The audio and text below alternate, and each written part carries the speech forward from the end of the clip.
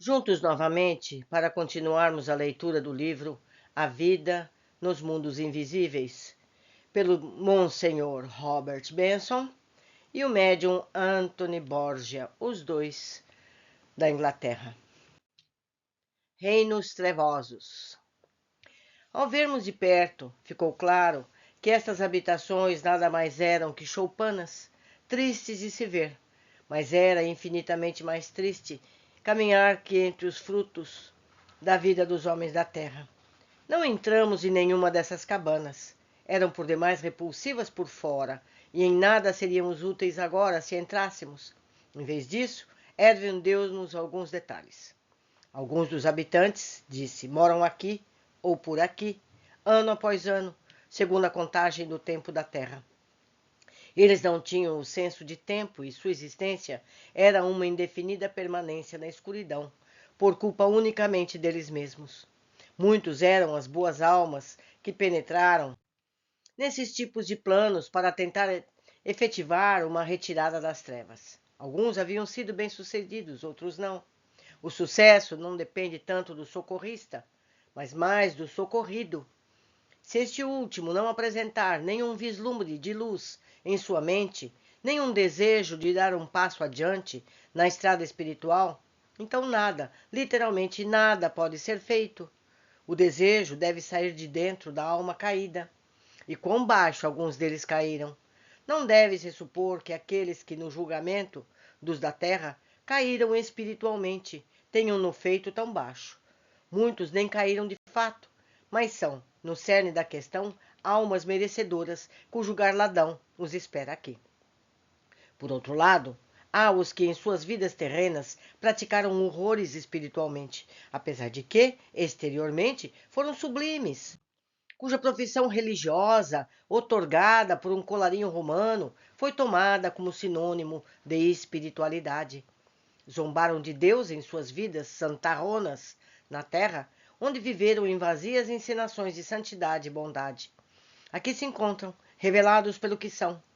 Mas o Deus a quem zombaram por tanto tempo não pune. Eles punem-se a si mesmos. As pessoas que moram nesses casebres, pelos quais passamos, não eram necessariamente os que na terra teriam cometido algum crime aos olhos do povo da terra. Haviam muitos que, sem terem feito nenhum mal, jamais fizeram um bem sequer a um simples mortal sobre a terra. Pessoas que viveram sempre para si mesmas, sem um pensamento dirigido aos outros. Tais almas constantemente arpejam um refrão que jamais fizeram mal a alguém, mas prejudicaram a si próprios.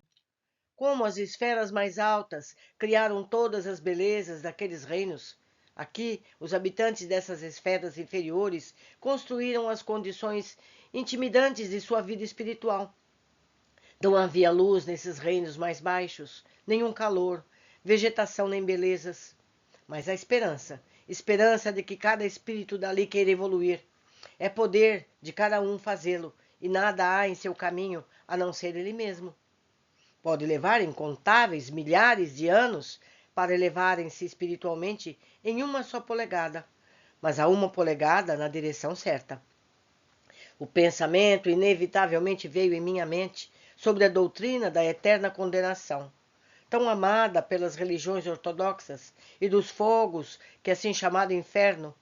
Se o lugar em que estávamos agora pudesse ser chamado de inferno, e sem dúvida seria pelos teologistas, então certamente não havia evidência de fogo ou calor de qualquer espécie. Ao contrário, não havia nada sem que uma fria e escura atmosfera.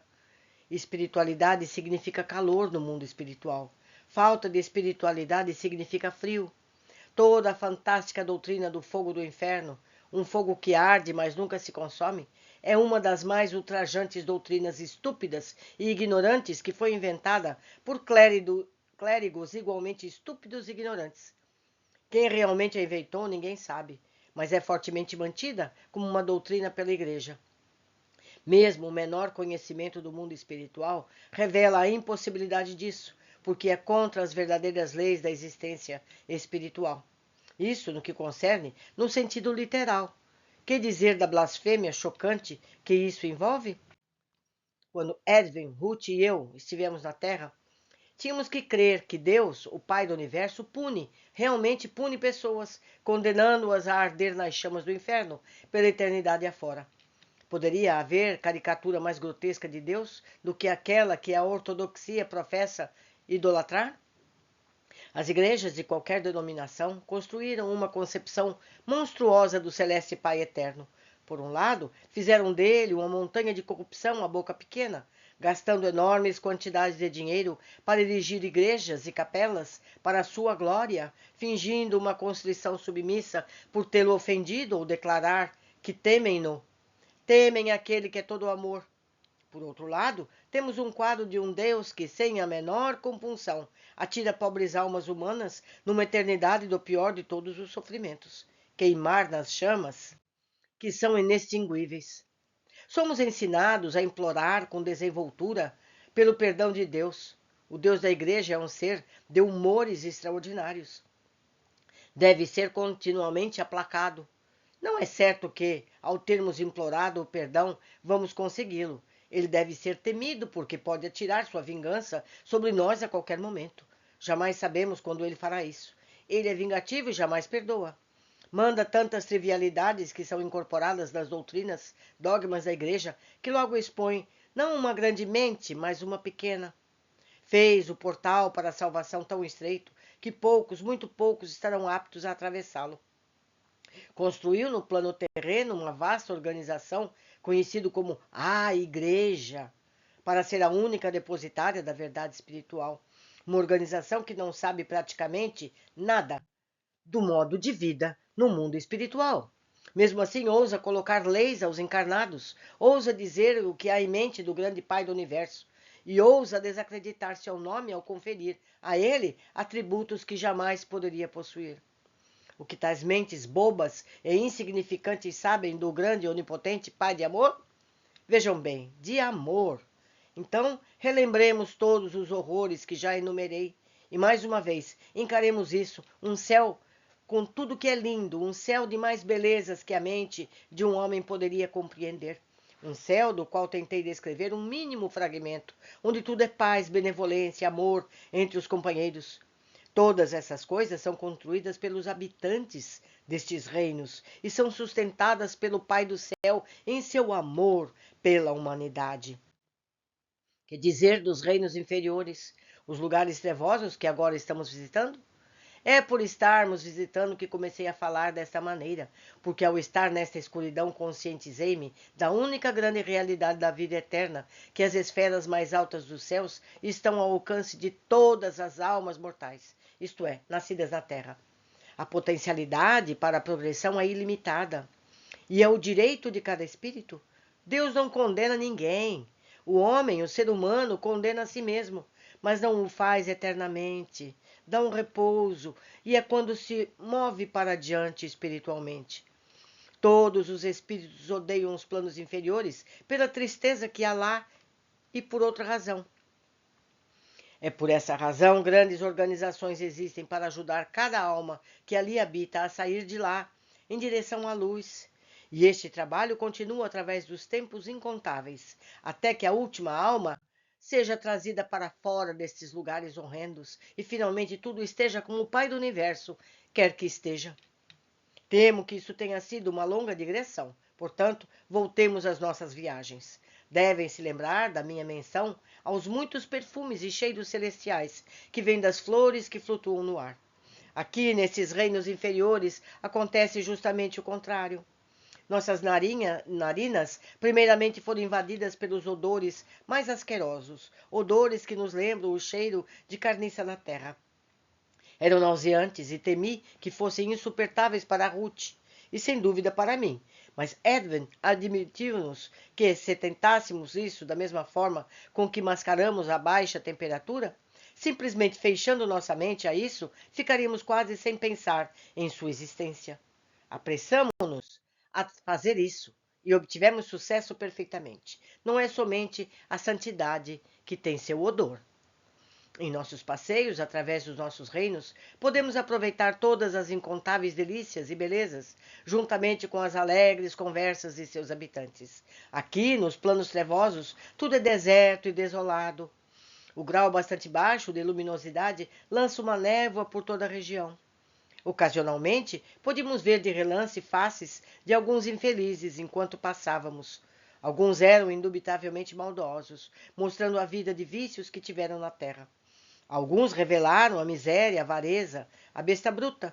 Haviam pessoas aqui de todas as camadas sociais da vida terrena, desde os tempos atuais até lá para os séculos passados. E aqui há uma conexão com nomes que podiam ser lidos naquelas verdadeiras histórias das nações, na biblioteca que visitamos em nosso plano.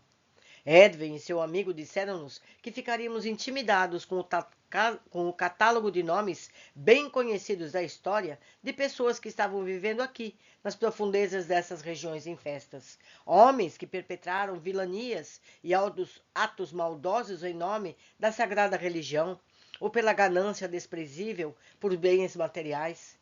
De muitos desses infelizes não se podia aproximar e ficaram assim, talvez por inúmeros séculos mais, até que por sua própria vontade ou esforço movam-se avidamente em direção da luz e do progresso espiritual.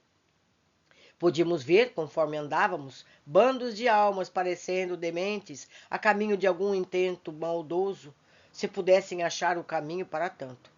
Seus corpos externavam os mais repulsivas e horríveis malformações e distorções, o reflexo absoluto de suas mentes malvadas.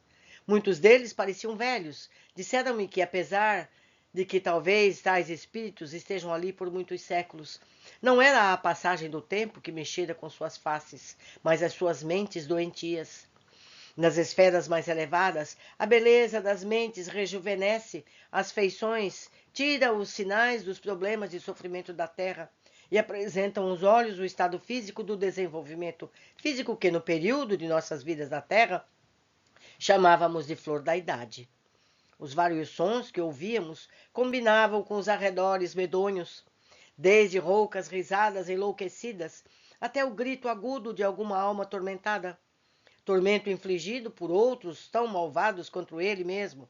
Uma das duas vezes vieram falar conosco. Uns mais corajosos, que estavam ali em alguma tarefa de ajudar estes mortais aflitos. Ficaram felizes em nos ver e conversar conosco. Podíamos vê-los na escuridão e eles podiam nos ver, mas estávamos invisíveis para os demais, já que providenciamos essa mesma proteção para os planos tenebrosos. No caso, Edwin estava tomando conta de todos nós coletivamente, como recém-chegados, mas aqueles cuja vida é dedicada ao socorro tinham cada um seus meios próprios de proteção. Se qualquer sacerdote ou teólogo pudesse ao menos vislumbrar as coisas que Edwin, Ruth e eu vimos por aqui, nunca mais diria, quanto vivesse, que Deus, Pai de amor, condena qualquer mortal a tais horrores. O mesmo sacerdote, vendo estes lugares, não condenaria ninguém a ele? Seria ele mais bondoso ou misericordioso que o Pai de amor? Não. É o homem que se qualifica para este estado de existência depois que passa ao mundo espiritual. Quanto mais eu via nos planos trevosos, mais percebia quão fantasioso é o ensino da Igreja ortodoxa, a qual pertenci quando na Terra, sobre o local denominado Inferno Eterno, a ser governado por um príncipe de trevas, cujo único desejo é trazer todas as almas ao seu domínio e de que não há como escapar, uma vez tendo adentrado em seu reino. Haveria uma entidade como esse príncipe das trevas? Deveria haver, concebivelmente, uma alma infinitamente pior que todas as outras, talvez fosse chamado assim, e por isso seria considerado o verdadeiro rei do mal. Edwin nos contou que não existe a menor evidência de tal personagem. Houve os que esferas mais elevadas que vasculharam cada polegada dos reinos inferiores e não descobriram tal ser.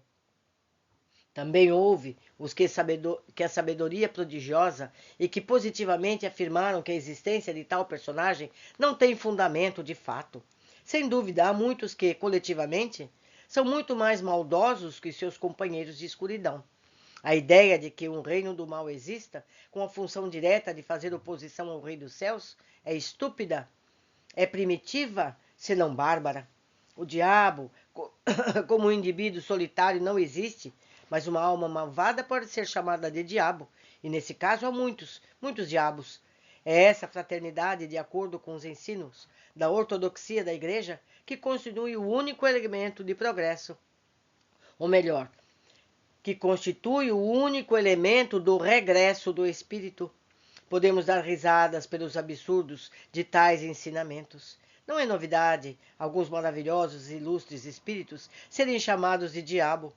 Ainda mantemos nosso senso de humor e nos diverte bastante, algumas vezes, ouvir algum pastor estúpido, cego espiritualmente, pregar que sabe sobre as coisas do espírito, das quais é ele, na realidade, totalmente ignorante. Os espíritos têm costas largas, podem suportar o peso de tal lixo falacioso, sem sentir nada a não ser pena dessas almas cegas. Não é a minha intenção em dar mais detalhes desses reinos trevosos. Pelo menos não agora. O método da Igreja de aterrorizar as pessoas não é o método do mundo espiritual. É bastante que enfatizemos as belezas do mundo espiritual e tentemos mostrar algo das glórias que esperam cada alma quando sua vida terrena terminar. Fica a cargo de cada um, individualmente, este lindo reino ser atingido mais cedo ou mais tarde. Consultamo-nos uns aos outros e decidimos que seria bom retornarmos ao nosso reino. E assim fizemos. Nosso caminho de volta às terras da névoa, passamos por ali rapidamente e mais uma vez chegamos ao nosso celestial plano, com o ar cálido e balsâmico a nos envolver.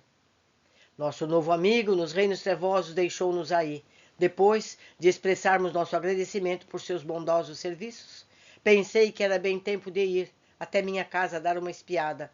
Pedi que Ruth e Edwin me acompanhassem, já que não queria estar sozinho, nem ficar separado de suas companhias agradáveis. Ruth não tinha visto minha casa ainda, mas tinha imaginado, como disse, como ela seria.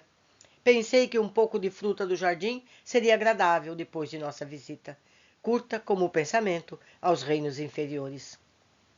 Tudo em casa estava em perfeita ordem, como havia deixado para ir aos nossos passeios, como se houvesse alguém permanentemente tomando conta dela.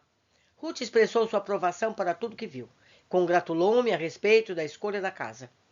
Em resposta às minhas perguntas quanto à agência invisível responsável pela ordem na casa durante minha ausência, Edwin respondeu-me fazendo uma pergunta. E o que haveria de perturbar a ordem da sua casa? Não pode haver poeira, porque não há decadência de nenhuma forma. Não pode haver sujeira, porque aqui, no mundo espiritual, não há quem cause. Os cuidados caseiros, que são tão familiares e tão cansativos no plano terreno, aqui não existem. A necessidade de prover o corpo com comida foi abandonada quando abandonamos nosso corpo físico. Os adornos da casa, como quadros e tapeçarias, jamais precisam ser renovados, porque não perecem. Perduram até que desejemos dispensá-los por outras coisas. Então, o que sobra que requer atenção? Temos, portanto, apenas que sair de nossas casas, deixando as portas e janelas abertas. Nossas casas não têm trancas, podemos retornar quando quisermos, para encontrar e ver tudo que está como deixamos. Podemos achar alguma diferença, alguma melhora. Podemos descobrir, por exemplo, que algum amigo apareceu quando estivermos fora, deixou-nos algum presente, algumas flores maravilhosas, talvez, ou algum outro toque de carinho. Por outro lado, descobrimos que a nossa própria casa convida-nos a sermos bem-vindos, renovando o nosso sentimento de estarmos em casa. Ruth passeou sozinha por toda a casa. Não temos formalidades estúpidas por aqui. Ofereci a ela o que fizesse da casa como sua, e quando quisesse, e que fizesse o que lhe agradasse. O estilo antigo da arquitetura apelava por sua veia artística, e ela deleitou-se com antigos painéis de madeira e os entalhes. O entalho era meu adorno. Em épocas passadas, ela chegou até minha pequena biblioteca, ficou interessada em ver meus trabalhos, entre outros, nas prateleiras. Um livro em particular atraiu-a. Estava folheando-a quando cheguei. Só o título já revelava muito para ela, como disse, e então pude sentir sua suave simpatia chegando até mim, quando ela soube qual era a minha grande ambição. Ofereceu-me toda a ajuda que pudesse dar no futuro quanto à realização dessa ambição. Assim que ela completou a revisão da casa, seguimos para a sala de estar e Ruth fez a Edwin uma pergunta que estive querendo fazer há algum tempo. Em algum lugar tem mar? Se havia lagos e rios? Talvez houvesse mar. A resposta de Edwin encheu-a de alegria. Claro que temos praia, e é linda também. Ruth insistiu em ser logo conduzida até lá, e com a guarda de Edwin partimos. Logo estávamos passeando ao longo de um lindo trecho de campo aberto, com a grama parecendo um tapete de veludo verde sob nossos pés. Não havia flores, mas havia vários tufos de lindos arbustos, claro, cheio de flores nascendo por toda parte. Finalmente chegamos a uma ladeira e sentimos que o mar haveria estar além dela. Uma caminhada curta nos trouxe até o topo do campo gramado, e então o mais glorioso panorama oceânico descortinou-se diante de nós. A visão era simplesmente magnificente. Jamais esperei ver tal mar. Sua coloração era a mais perfeita reflexão do azul do céu acima, e mais refletia uma miríade de cores do arco-íris a cada menor onda. A superfície da água estava calma, mas a sua calma de forma alguma implicava que a água estivesse sem vida. Não há coisa como água estagnada ou sem vida por aqui. De onde estávamos, podiam ver ilhas tamanho considerável a distância, ilhas que pareciam muito atrativas e que deveriam ser visitadas. Abaixo de nós havia uma faixa estreita de praia, onde podíamos ver pessoas sentadas à beira d'água, mas não havia sinais de estar lotada. Flutuando sobre esse mar soberbo, perto da mão, alguns mais distantes, havia os mais lindos barcos, apesar de eu achar que não estou fazendo justiça chamando-os meramente de barcos. Iates seria mais apropriado. Imaginei quem seria o proprietário dessas finas embarcações. Edwin disse-nos que poderíamos tê-las se desejássemos. Muitos dos proprietários moravam ali, não tendo outra casa senão seu barco. Não fazia diferença, poderiam viver ali sempre, pois aqui temos um eterno verão. Uma curta caminhada por uma estradinha sinuosa trouxe-nos à arenosa beira-mar. Edwin informou-nos que era um oceano limpo e que nenhum lugar era tão fundo comparando-se com os mares terrestres. Sendo impossíveis as tempestades de vento por aqui, a água estava sempre suave, e como todas as águas desse reino, tinha uma temperatura agradável que não fazia os banhistas sentirem frio, ou mesmo arrepios. Era, claro, perfeitamente flutuante, não tendo nenhum elemento ou característica que ferisse, mas ao contrário, era sustentador, vital. Tomar banhos em suas águas era experimentar uma perfeita manifestação de força espiritual. A areia sobre a qual estávamos andando não dava nenhuma má impressão associada com as praias do plano terrestre. Não cansava andar nela, apesar de que tinha toda a aparência de areia, como sempre a conhecemos. Ao trato era firme em consistência, apesar de macia ao toque das mãos. De fato, essa qualidade peculiar fazia parecer um gramado bem tratado ao se andar, de tão próximos que eram os grãos. Enchemos as mãos de areia, deixamos que corresse pelos dedos, e grande foi a nossa surpresa ao vermos que não as deixavam arenosas, mas ao toque aproximava-se um macio, suave pó. Ao ser examinada bem de perto, era sem dúvida sólida. Era um dos fenômenos mais estranhos que eu já tinha visto até então. Edwin disse que era por termos feito, neste caso em particular, um exame mais minucioso daquilo a que fôramos apresentados até então. Acrescentou que se tivéssemos escolhido fazer um escrutínio cuidadoso de tudo que víramos, fosse o chão onde andamos, a substância de que era feito nossas casas, ou 1000 outros objetos que perfazem no mundo espiritual, estaríamos vivendo um contínuo estado de surpresa. Teríamos tido a revelação de que tínhamos apenas uma pequena ideia, mas somente uma pequena ideia da magnitude da grande mente, a maior mente do universo, que sustenta estes e todos os outros mundos. Na verdade, os grandes cientistas do plano terrestre descobrem, quando vêm morar no plano espiritual, que eles têm um mundo completamente novo, sobre o qual começar um novo curso de investigações. Começam como se fosse do nada, mas com suas experiências terrenas por trás. E que alegria tem, em companhia de seus colegas cientistas, ao sondar os mistérios do mundo espiritual. Ao coletar os dados, comparar o novo conhecimento com o antigo, registrá-los para o benefício de outros e dar os resultados de suas investigações e descobertas. Para tanto, eles têm os recursos ilimitados do mundo espiritual para usar, e a alegria em seus corações. Nosso pequeno experimento com areia levou-nos a colocar nossas mãos no mar. Ruth mal esperava para testar se era salgada, mas não, para sua surpresa. Até onde pude observar, ela não tinha gosto de nada. Era um mar mais em virtude de sua grande área e as características das terras adjacentes do que qualquer outra coisa.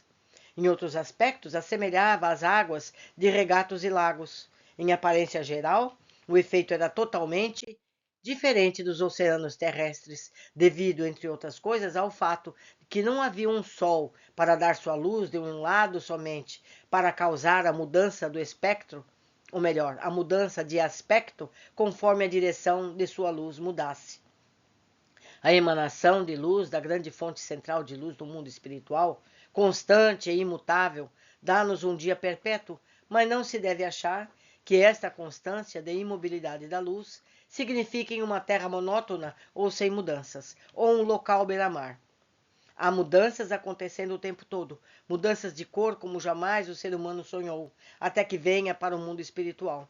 Os olhos e o espírito podem ver tantas coisas lindas no mundo espiritual que os olhos dos encarnados não podem, a menos que sejam dotados da visão espiritual.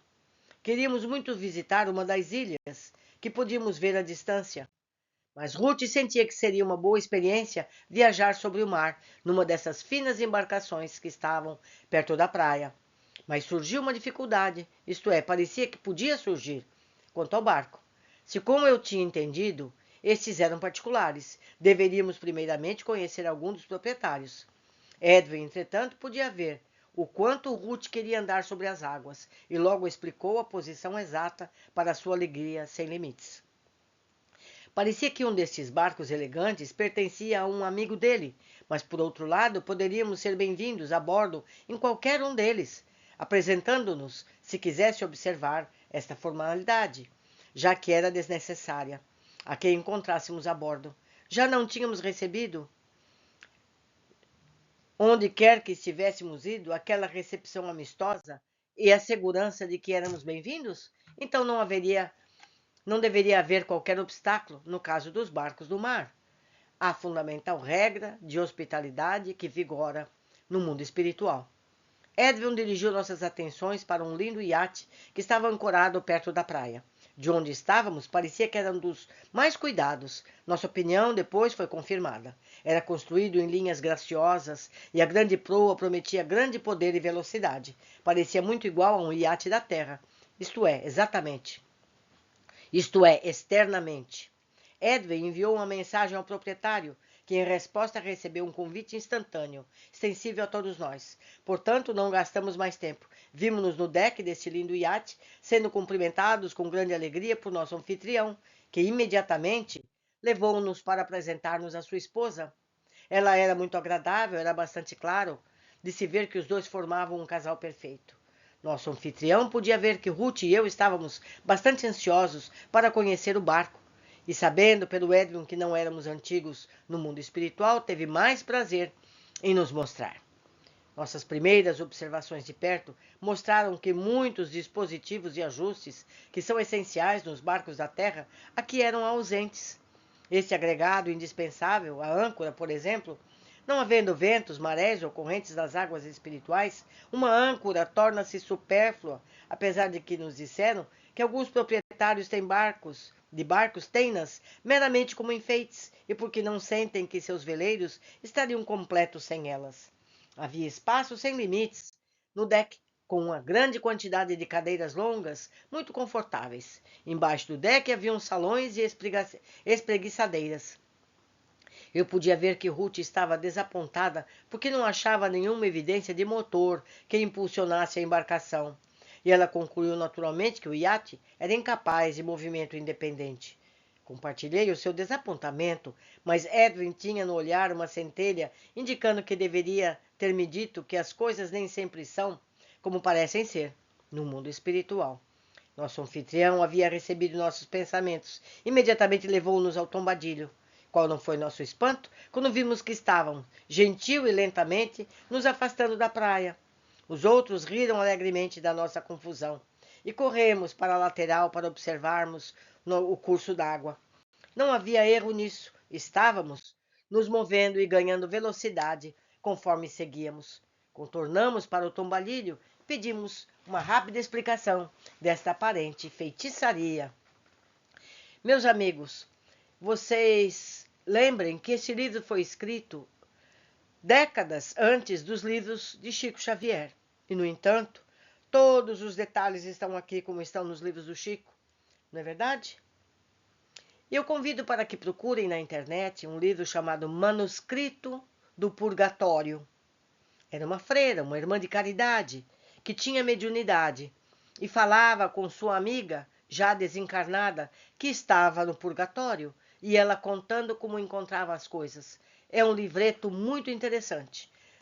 Possivelmente não está na íntegra, porque não acredito que a igreja tivesse permitido todo o conteúdo que talvez estivesse escrito. Mas o que lá está publicado é suficiente para que todos percebam que muitos religiosos do catolicismo ou do ortodoxismo e outros mais descrevam coisas que também Chico descreve. Se tiverem interesse, busquem aqui no canal também o livro O Umbral, ou então vejam desde o primeiro Nosso Lar e chegarão a livros onde descrevem os umbrais de forma muito mais detalhada. Entre eles, Libertação. É um livro muito difícil de ser lido, porque traz cenários muito deprimentes. Temos aqui, meus amigos, muita coisa para aprendermos. Espero que todos aproveitem. Por hoje ficamos aqui e aguardo todos na sequência do nosso